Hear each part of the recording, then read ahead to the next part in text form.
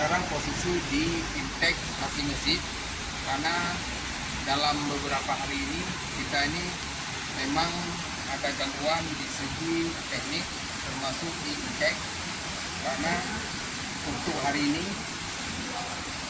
perlu juga saya sampaikan kepada masyarakat khususnya Kota Melabu terkait dengan pompa kita ini. Hari ini kita ada pemasangan satu unit pompa Fintech kapasitas 40 liter per detik 15 kW. Penggunaan pompa ini sangat perlu, dan sekarang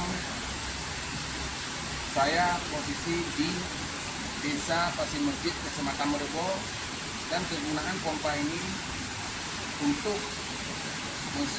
debit air dari Sungai Merebo khusus disuplai air ke IPA 8, instalasi pengolahan air IPA 8, kegunaan untuk kelancaran air ke masyarakat.